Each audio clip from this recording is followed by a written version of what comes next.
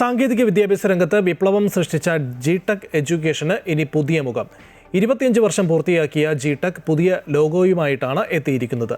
കോഴിക്കോട് ബീച്ചിൽ നടന്ന G-tech at 25 mega drone ഷോയിലാണ് പുതിയ ലോഗോ ലോഞ്ച് ചെയ്തത്.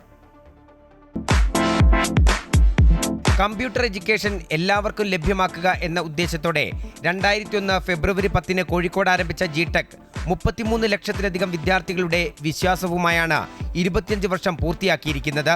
ടെക്നോളജിയുടെ അവസരങ്ങൾ മുന്നിൽ കണ്ടാരംഭിച്ച ജി-ടെക് 23 രാജ്യങ്ങളിലായി 812 ട്രെയിനിംഗ് സെന്ററുകളോടുകൂടി ഒരു വർഷം 1,70,70,000-ലധികം വിദ്യാർത്ഥികളെ പരിശീലിപ്പിക്കുന്നുണ്ട്.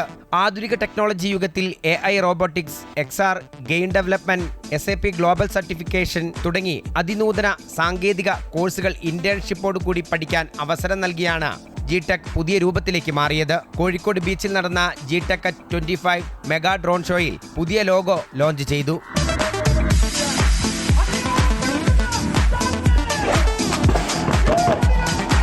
പരിപാടിയുടെ ഭാഗമായി പ്രമുഖ ചലച്ചിത്ര പിന്നണി ഗായകരും സോഷ്യൽ മീഡിയ താരങ്ങളുമായ വേടനും ഹനാൻ ഷായി നയിക്കുന്ന മെഗാ സംഗീത വിരുന്നും ഒരുക്കിയിരുന്നു.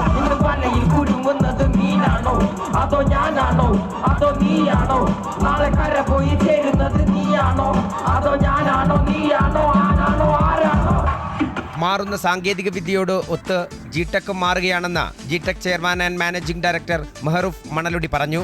2 ആഗ്രഹങ്ങളായിരുന്നു എനിക്കുണ്ടായിരുന്നത്. One was to become the first stock exchange listed public limited company ആവാന്നുള്ളത്. Alhamdulillah, we have done it. Number 2, we want to set up the first private university in Kerala.